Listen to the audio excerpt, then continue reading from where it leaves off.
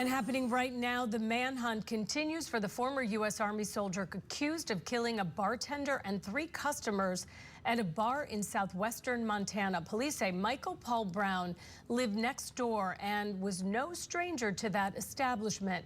Scripps News Washington correspondent Stephanie Liebergen joins us now live from our D.C. newsroom. And Stephanie, what do we know at this hour? Hey, Holly, good morning. Well, the law enforcement effort to continue this manhunt has shifted a little bit in the last 24 hours. The Attorney General saying that some local law enforcement needed to get back to their regular duties because this is the height of tourist season in Montana. But they are getting help from the FBI. They are getting help from the U.S. Marshal Service. And the Attorney General called it a transition to a fugitive location operation. As you mentioned, it's 45-year-old Michael Paul Brown, who they are searching for, suspected of that shooting on Friday morning. Police have said he shot. The suspect used a rifle in that shooting, but didn't really specify anything else beyond that. There's been a surveillance picture released of the suspect saying that it was shortly after the shooting where he appeared in this surveillance video barefoot and in seemingly just a pair of shorts or a pair of boxers. But he, according to police, then stole a vehicle that had additional clothing and camping gear inside. So they believe that his appearance has since changed in that from what was released in that surveillance photo. But officials are really stressing that this suspect, Michael Paul Brown, is certainly should be considered a danger to the public. Take a listen. By all indications, this is an unstable individual who walked in and murdered 4 people in cold blood for no reason whatsoever. So there absolutely is concern for the public. Again, I'm going to stress, we believe this is an armed and extremely dangerous individual.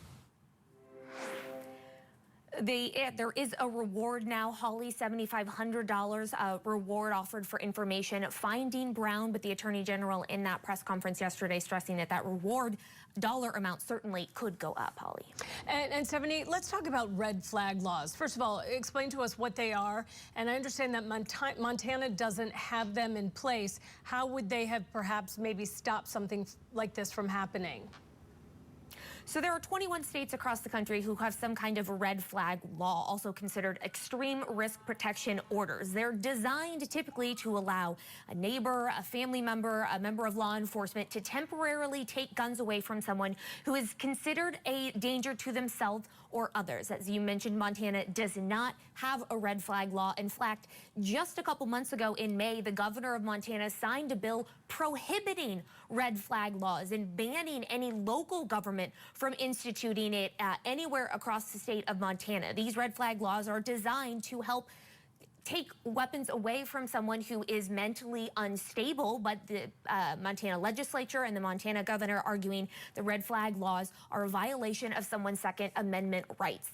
Now, this all comes up in relation to this story specifically because of what some of the family members of Brown had said. Our Scripps News Group spoke with his niece, and she said that he had been struggling for a long time with mental health issues, struggling with PTSD, struggling with schizophrenia. She told our Scripps News Group that the family tried to get help from the VA. The family tried to get help from the state hospital in Montana, and those efforts were unsuccessful. And she told Scripps that she felt like that no one was able to help them in trying to get treatment for Brown. So certainly there seems to be a mental health element that was a strong thread potentially in this shooting. But again, that does not stop the manhunt. That does not stop or change what Brown is suspected of doing. But manhunt continues. And of course, police saying that if anyone were to see him, to of course call 911. All right, Scripps News Washington correspondent Stephanie Liebergen live for us. Thank you.